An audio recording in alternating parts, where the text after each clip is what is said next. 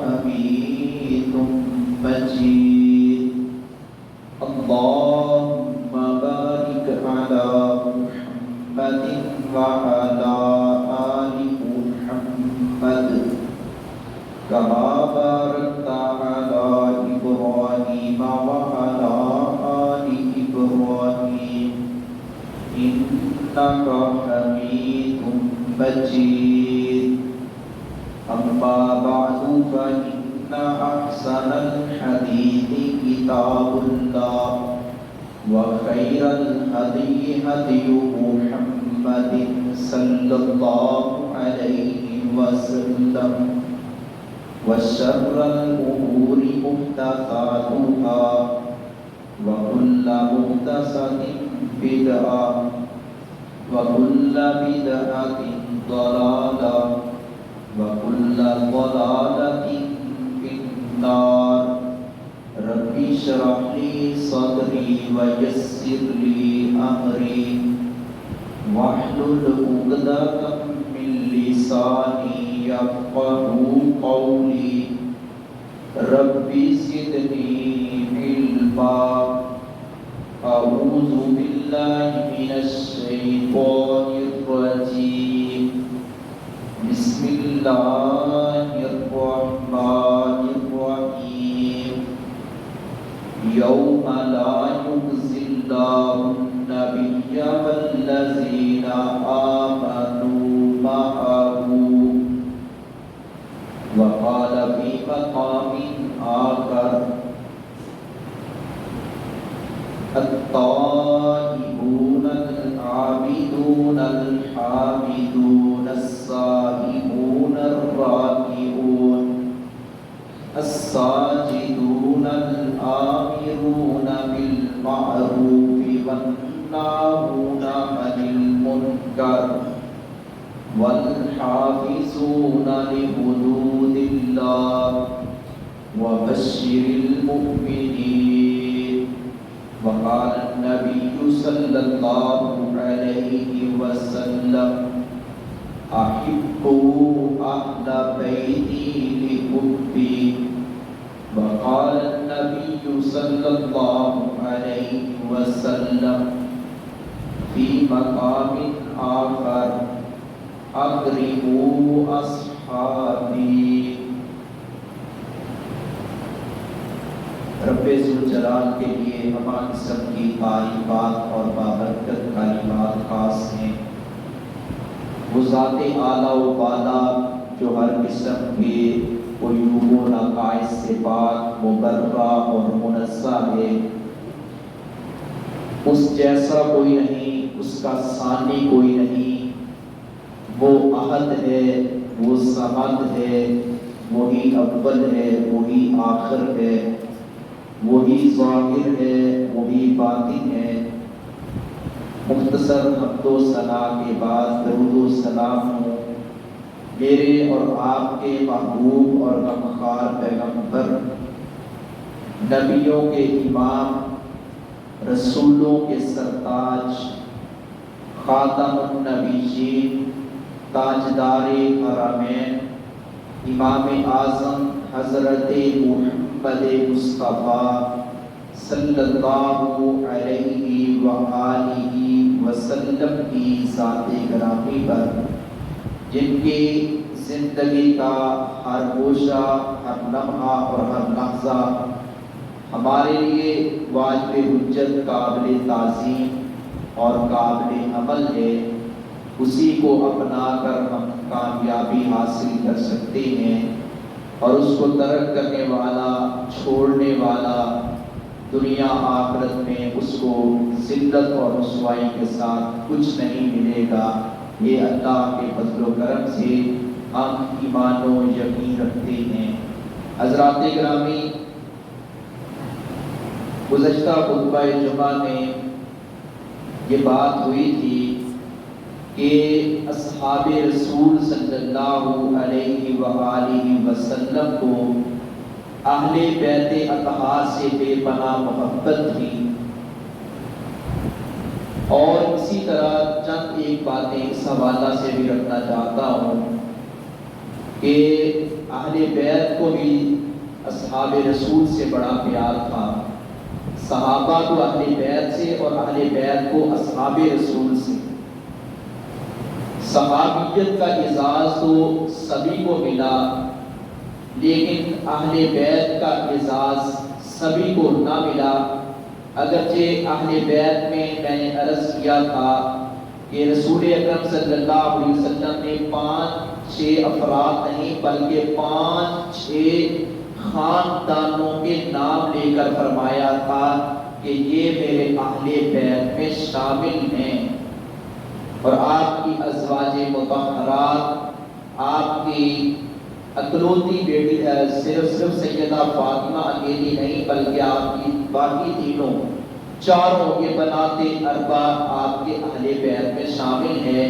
اہل بیت کا ایک بڑا لمبا چوڑا وسیع مفہوم اور یہ بڑا ایک طویل ترین موضوع ہے، اور میں نے یہ بھی باتیں عرض کی کہ حضرت ابو بکر صدیق اور حضرت عمر فاروق، حضرت ابو ہریرہ، حضرت ام سلمہ، ان کے حوالہ سے بالخصوص اور باقی کے حوالہ سے بالعموم کہ یہ سارے کس طرح انہوں نے اہل بیت سے محبت کا اظہار فرمایا۔ اسی کا کچھ حصہ ملتی جلتی باتیں عرض کرنا چاہتا ہوں جو اس سے ہٹ کر ہیں۔ حضرت عمر فاروق کے حوالہ سے میں نے عرض کیا تھا کہ حضرت عمر اور حضرت ابو بکر جب نبی اکرم صلی اللہ علیہ وسلم کے چچا عباس بن عبد المطلب رضی اللہ عنہ کو دیکھتے تھے تو سواری سے نیچے اتر آتے تھے کہ محبوب کے چچا آ رہے ہیں۔ چچا کو عام کسی کا ہو اس کا بھی بڑا مقام ہے۔ پیارے نبی صلی اللہ علیہ وسلم نے باپ کے بعد دنیا میں باپ موجود ہو تب بھی احترام کریں گے چچا کا، تائی کا، لیکن جب باپ دنیا سے چلا جائے پھر چچا اور تایا یہ باپ کے قائم مقام ہوتے ہیں۔ تو حضرت رسول اکرم صلی اللہ علیہ وسلم کے اس دنیا سے تشریف لے جانے کے بعد، آپ کی وفات مبارک کے بعد، حضرت عمر فاروق رضی اللہ تعالی عنہ حضرت عباس کے پاس جایا کرتے تھے، حضرت عباس کے پاس۔ جبکہ فضائل اگر ہم دیکھیں تو فضائل یہ بتاتے ہیں کہ حضرت عمر فاروق کا مقام زیادہ ہے، عباس رضی اللہ تعالیٰ عنہ کا مقام بھی بہت ہے، لیکن 4 خلفاء کا تو رسول اللہ صلی اللہ علیہ وسلم نے بالترتیب سب سے بڑھ کر اور نمایاں مقام بیان فرمایا ہے۔ نبی صلی اللہ علیہ وسلم کی وفات کے بعد حضرت عباس کے پاس حضرت عمر فاروق جایا کرتے تھے، خلیفہ کی حیثیت سے بھی یہ درد دے کر کہ ہم پیارے نبی کی موجودگی میں آپ سے جا کر کہتے تھے اللہ کے رسول دعا فرمائیں، فلاں حاجت ہے، بارش کی ضرورت ہے۔ کہا جب پیارے نبی چلے گئے حضرت عمر فرماتے ہیں کہ ہم آپ کے چچا عباس کے پاس جایا کرتے تھے کہ ہمارے لیے دعا کریں، رحمت کی بارش کی دعا کریں۔ یہ باتیں کئی دفعہ کئی موضوعات سے یہ منسلک ہوئی ہیں کہ نیک اللہ کے بندے سے، اللہ کے ولی سے دعا کروانا سنت نبوی ہے صلی اللہ علیہ وسلم۔ اور حضرت عباس بڑے بڑے کبار صحابہ موجود تھے، حضرت عمر حضرت عباس کو ترجیح دیتے تھے کہ چچا ہیں پیارے نبی صلی اللہ علیہ وسلم کے، سواری سے نیچے اتر آتے تھے۔ اسی طرح حضرت عمر فاروق رضی اللہ تعالیٰ عنہ وہ ہیں کہ ایک دفعہ ایسے ممبر نبوی صلی اللہ علیہ وسلم پر تشریف فرما تھے، جلوہ گر تھے۔ حضرت حسین اس وقت بچے تھے، دوڑتے ہوئے آئے، آ کر کہنے لگے ممبر ابی کا واللہ، ممبر ابی کا واللہ، اللہ کی قسم یہ میرے باپ کا ممبر ہے، اللہ کی قسم یہ میرے باپ کا ممبر ہے۔ حضرت حسین کس سے کہتے ہیں؟ حضرت عمر فاروق سے۔ کہا یہ ممبر چھوڑے، حضرت حسین بچے تھے نا، کہنے لگے یہ میرے باپ کا ممبر ہے، آپ اپنے باپ کے ممبر پر جا کر بیٹھیے۔ حضرت عمر فاروق فرمانے لگے میرے باپ کا تو کوئی ممبر ہے ہی نہیں، یہ تو ممبر رسول اللہ صلی اللہ علیہ وسلم کا ہے، اور یہ اعزاز مجھے ملا ہے کہ یہاں بچے تھے نا اس وقت۔ پھر حضرت حسین رضی اللہ تعالیٰ کو بڑی محبت سے حضرت عمر فاروق رضی اللہ تعالیٰ نے فرمایا کہ بیٹا آپ ہمارے گھر میں آیا جایا کرو، گفت و شنید ہوتی رہے، پیار محبت کی باتیں ہوتی رہیں۔ حضرت حسین رضی اللہ تعالیٰ عنہ پھر جایا کرتے تھے اور بڑی محبت کے ساتھ جایا کرتے تھے۔ ایک روز ایسے ہوا کہ حضرت عمر فاروق امیر معاویہ رضی اللہ تعالیٰ عنہ سے ہم کلام تھے۔ باہر دروازے پر حضرت عمر فاروق کا بیٹا عبداللہ بھی آ گیا، ادھر سے حضرت حسین بھی آ گئے، دونوں منتظر ہیں ہمیں اجازت ملے ہم اندر آئیں۔ تو حضرت امیر معاویہ کے ساتھ ہم کلام تھے۔ بعد میں جب پتہ چلا عمر فاروق کو کہ میرے بیٹا ہی نہیں تھا بلکہ حضرت حسین تھے رسول اللہ صلی اللہ علیہ وسلم کے نواسے، تو ایک پریشانی والی کیفیت پیدا ہوئی۔ جب ملاقات ہوئی اگلی دفعہ کہا میرے بیٹے سے زیادہ اجازت کے حقدار تم ہو، آپ ہو، آپ کو کوئی روک ٹوک نہیں ہے، جب چاہیں میرا بیٹا بعد میں ہے، حسین آپ کا مقام آپ کے لیے اجازت سب سے پہلے ہی ہے رضی اللہ تعالیٰ عنہ۔ یہ اصحاب رسول کی اہل بیت سے محبت تھی۔ یہاں میں یہ بات عرض کر دوں کہ حضرت حسین رضی اللہ تعالیٰ عنہ، حضرت حسن رضی اللہ تعالیٰ عنہ یا حضرت علی رضی اللہ تعالیٰ عنہ، یہ اصحاب رسول اہل بیت میں تین خاص طور پر یہ شخصیات ہیں جن کے ساتھ الفاظ کا اضافہ کیا جاتا ہے۔ امام حسن، امام حسین، امام علی، اور ساتھ یہ بھی لکھا جاتا ہے علیہ السلام علیہ السلام علیہ السلام، تینوں کے ساتھ۔ بلکہ اس سے بھی بڑھ کر اہل تشیع تو وہ 12 اماموں کے ساتھ علیہ السلام اور امام کی اصطلاح چلاتے ہیں۔ ہم یہ اہل السنہ، یہ ہمارا یہ نظریہ اور یہ موقف ہے کہ یہ علیہ السلام کی اصطلاح یہ انبیاء کرام کے ساتھ خاص ہے، یہ انبیاء کرام کے ساتھ خاص ہے۔ بے شک حضرت حسن کا بڑا مقام ہے، حضرت حسین کا بڑا مقام ہے، حضرت علی کا بڑا مقام ہے، سب کا مقام ہے، ہم دل و جان سے تسلیم کرتے ہیں، لیکن ان سے بھی بڑھ کر ان کے نانا محمد مصطفیٰ کا مقام ہے صلی اللہ علیہ وسلم، اور صلی اللہ علیہ وسلم کی اصطلاح انبیاء کرام کے ساتھ اور بالخصوص رسول اکرم صلی اللہ علیہ وسلم کے ساتھ علیہ السلام کی یہ خاص ہے کہ ہم اصحاب رسول کے لیے یا کسی اور کے لیے، امتیوں کے لیے یہ اصطلاح استعمال نہیں کریں گے۔ رضی اللہ تعالیٰ محبت سے کہیے، آپ رحمہ اللہ محبت سے کہیے، رضی اللہ عنہ بالخصوص اہل بیت کی اصطلاح ہے۔ اصحاب رسول کے بارے میں ہم اصطلاح اور ٹرم استعمال کرتے ہیں، اور ہم یہ اس طرح ہم نبیوں کے ساتھ علیہ السلام کا اضافہ اپنا حضرت علی یا حضرت حسن کے صحابہ کے ساتھ پسند نہیں کرتے کہ یہ انبیاء کرام کے ساتھ خاص ہے۔ اسی طرح ہم کہتے ہیں کسی ولی کو رضی اللہ تعالیٰ عنہ نہیں کہنا، رحمہ اللہ کہیں۔ یہ اصطلاح جو رضی اللہ عنہ والی اصطلاح ہے یہ اصحاب رسول اور اہل بیت اطہار کے ساتھ خاص ہے۔ انبیاء کرام کے ساتھ علیہ السلام، اصحاب رسول اور اہل بیت اطہار کے ساتھ رضی اللہ عنہ، رضی اللہ عنہ، اور اسی طرح جو اولیاء کرام سے قیامت تک کے آنے والے نیک لوگ ہیں ان کے ساتھ رحمہ اللہ۔ دو لوگ سے سیدھی سی بات ہے، کیونکہ ان لوگوں کے نزدیک امامت نبوت سے افضل ہے۔ ہم کہتے ہیں امامت کا بڑا مقام ہے، لیکن نبوت سے بڑھ کر مقام کسی اور منصب کا نہیں ہے۔ اسی طرح یہ لفظ امام کہتے ہیں، آپ حضرت امام کو تو امام کہتے ہیں نا، آپ حضرت علی کو امام کہہ لیں تو ہم نے کہہ لیا تو کیا جرم ہے؟ ہم کہتے ہیں یہ جرم نہیں ہے۔ ہم کہتے ہیں پھر حضرت ابو بکر کو امام ابو بکر کیوں نہیں کہتے تم؟ حضرت عمر کو امام عمر کیوں نہیں کہتے؟ حضرت عثمان کو امام عثمان کیوں نہیں کہتے؟ حافظ الحدیث حضرت ابو ہریرہ کو امام ابو ہریرہ کیوں نہیں کہتے؟ یہ کیا بات ہوئی؟ چند ایک کو تو بڑھا چڑھا کر بیان کرنا اور چند ایک کا تذکرہ چھوڑ دینا، بلکہ ان کے بارے میں زہر اگلنا، یہ اہل السنہ کا موقف نہیں ہے، یہ اہل الحدیث کا موقف نہیں ہے، یہ اصحاب رسول رضوان اللہ علیہم اجمعین والا راستہ نہیں ہے، یہ اہل بیت والا راستہ نہیں ہے۔ یہ امام اور علیہ السلام کی اصطلاح جو مناسب ہے، جہاں چچتی ہے وہاں لگائیں ہم۔ ہاں اگر کوئی کہتا ہے باقیوں کو بھی یہ مقام دیتا ہے اور اس کی نیت میں یہ فضول نہیں، اس کی نیت میں وہ 12 ائمہ کرام والا جو ایک خاص نظریہ ہے وہ نہیں ہے تو پھر علماء کہتے ہیں کیا جائز ہے آپ امام لگا سکتے ہیں، لیکن علیہ السلام کی اصطلاح پھر بھی نبیوں کے ساتھ خاص ہے۔ حضرات گرامی، یہ تو میں نے چند اپنی اور آپ کی اصلاح کے لیے ایک دو باتیں رکھی ہیں۔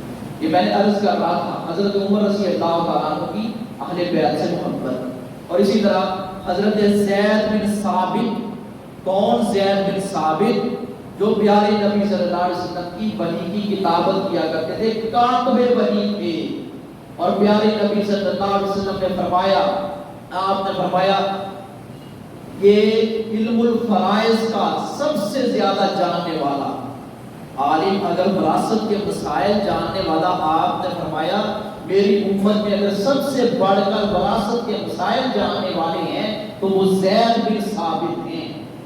وراثت کے مسائل بڑے اہم مسائل، عام علماء کو اس کا نہیں پتا ہوتا کیونکہ یہ روزمرہ کے تو ہے نہیں، اور اس پر یہ حصوں کی تقسیم علم یہ تھوڑا سا ہے، لیکن ذرا بڑے قابل غور ہے، یہ اللہ کے آئیں جواب دیا بتا۔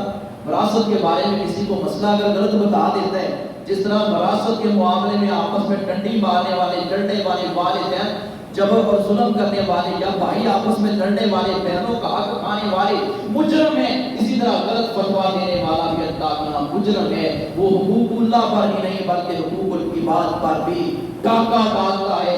حضرت زید بن ثابت صحابہ کرام میں سب سے بڑھ کر وراثت کے مسائل جاننے والے تھے۔ آپ نے فرمایا میری امت کا علم الفرائض کا اگر کوئی عالم ہے تو وہ زید بن ثابت ہے رضی اللہ عنہ۔ اس حوالے سے کسی اور کی پیارے نبی نے اتنی اہمیت نہیں بیان فرمائی جتنی زید بن ثابت رضی اللہ عنہ کی اہمیت بیان فرمائی ہے۔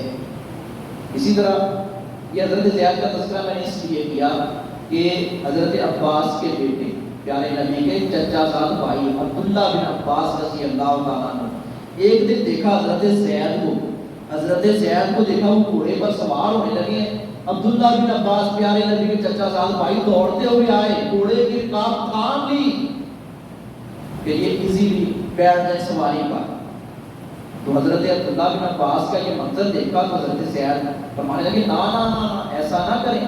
حضرت زید نے اپنا حضرت عبداللہ بن عباس کیا کہتے ہیں پیارے نبی کے چچا زاد بھائی حضرت عباس کے بیٹے کہتے ہیں ہمیں یہی حکم دیا گیا ہے، ہمیں پیارے نبی نے یہی حکم دیا ہے کہ اپنے علماء کا احترام کریں، ادب کریں۔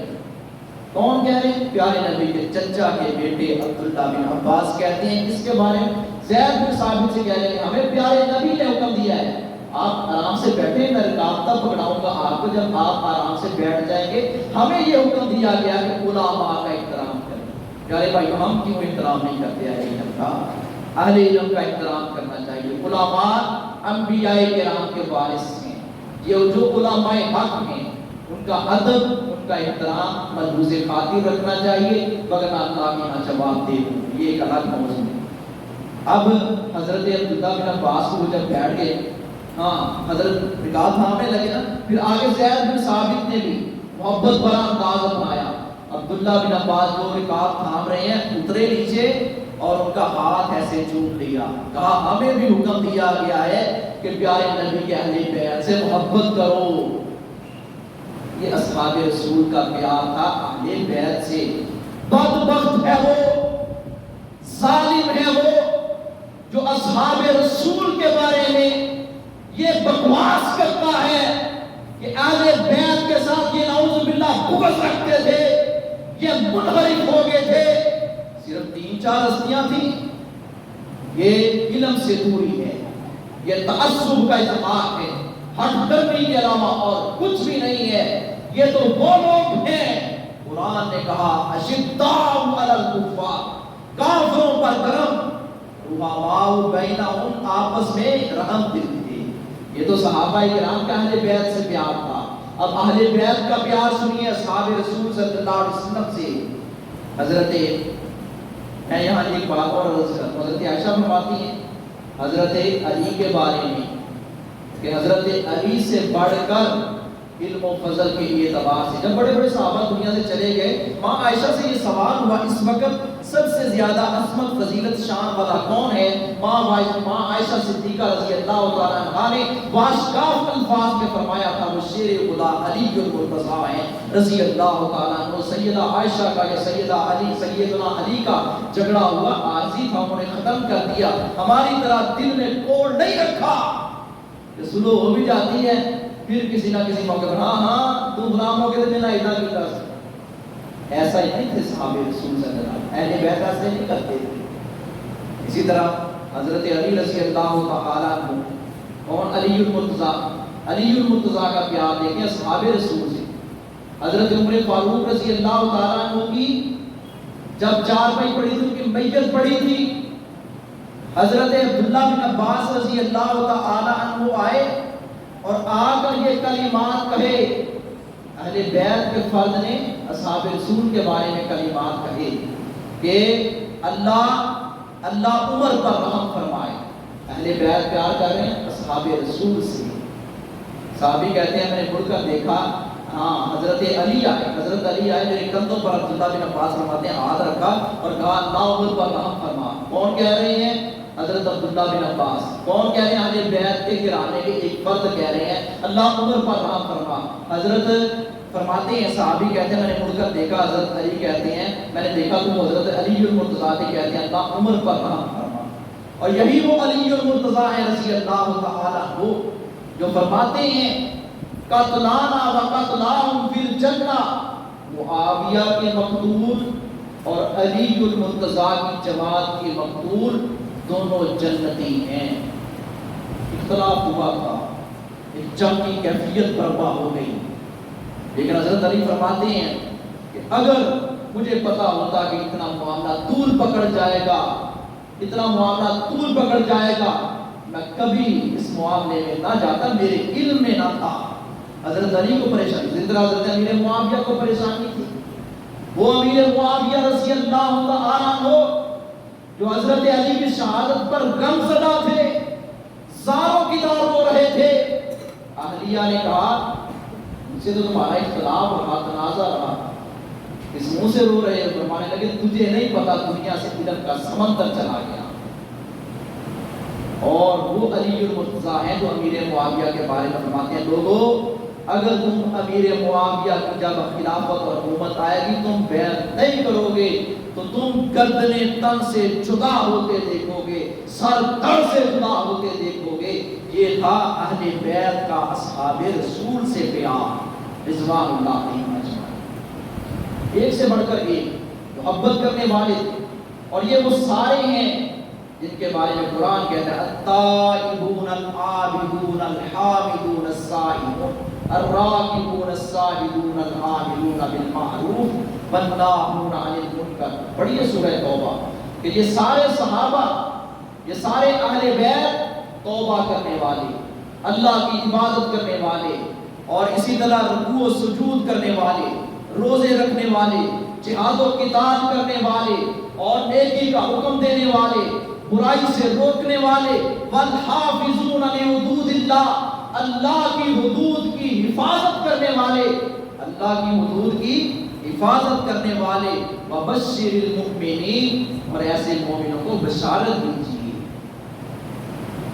اسی لیے تو اقبال نے کہا تھا ان مقدس ہستیوں کے بارے میں، تھے ہمیں تیرے اقبال کا آراؤں میں، خشکیوں پہ لڑتے کبھی صحراؤں میں، دی اذانیں کبھی یورپ کے کلیساؤں میں، کبھی افریقہ کے تپتے صحراؤں میں، شان آنکھوں میں نہ جچتی تھی جہاں داروں کی، کلمہ پڑھتے تھے چھاؤں میں تلواروں کی، ہم جو جیتے تھے تو جنگوں کی مصیبت کے لیے، اور مرتے تھے تیرے نام کی عظمت کے لیے، مرتے تھے تیرے نام کی عظمت کے لیے۔ یہ وہ مقدس ہستیاں ہیں جن کے نقش قدم پر چلنے کا ہمیں حکم دیا گیا ہے۔